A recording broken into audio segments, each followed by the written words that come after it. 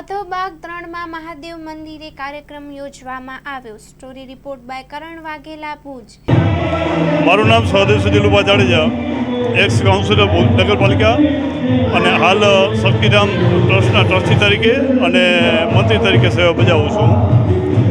આજરોજ અમારા ઓધોબાગ 3ની અંદર ઓધો વિકાસ સમિતિ દ્વારા જે મંદિરના પ્રાંગણમાં, રામેશ્વર મહાદેવ મંદિરના પ્રાંગણમાં જે ઉત્સવ ઉજવાઈ રહ્યો છે, એમાં જોગાનુજોગ આજે ચોથો સોમવાર છે, 18/8/2025 તારીખ છે અને ચોથા સોમવાર અને જોગાનુજોગ મારા પિતાશ્રી દિલુભા ભીખુભા જાડેજા એમને સ્વર્ગે સુધારે પણ આજે 5 વર્ષ પૂરા થયા છે। તો એ બાબતે પણ એક નાનો પ્રોગ્રામ રાખેલો છે। મને એવી, હું પોતે એક ધાર્મિક વૃત્તિવાળો માણસ છું, મને એવી લાગણી હતી કે બાપુજીની તિથિ આવે તો જ્યાં મારી કર્મભૂમિ છે, મારી જન્મભૂમિ મંજલ છે, મારી કર્મભૂમિ ઓધોબાગ 3 છે, તો કર્મભૂમિને પણ બાપુજીના માનમાં કંઈક આપણે લોકાર્પણ કરી।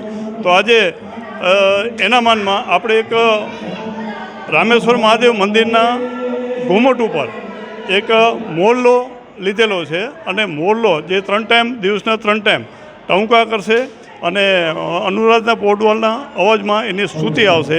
તો એ પણ અમે અમારી આખી ઓધો વિકાસ સમિતિ ઓધોબાગ 3ના અગ્રણીઓ બધા ભેગા મળી અને એનું પણ આજે પબ્લિકને લોકાર્પણ કરવા જઈ રહ્યા છીએ।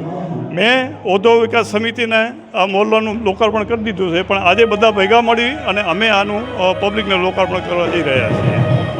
અને આજે જોગાનુજોગ મારે ખુશીની વાત એ પણ છે કે આજે મારે ત્યાં ભગવાનની મહેરબાનીથી મારે ત્યાં પૌત્રનો જન્મ થયો છે, એને પણ આજે 6 મહિના પૂરા થયા છે, એટલે આજે એનો 6 મહિનાનો બર્થડે છે અને એની પણ ઉજવણી છે। તો આ બધી ઉજવણી નિમિત્તે એક મોરલાનું લોકાર્પણ અને અમારા મનોજભાઈ જોશી પરિવાર તરફથી મહાઆરતીનો પ્રોગ્રામ છે અને ઓધોબાગ વિકાસ સમિતિ તરફથી અને અનેકવિધ નાના મોટા ધાર્મિક પ્રોગ્રામનું આજે આયોજન છે।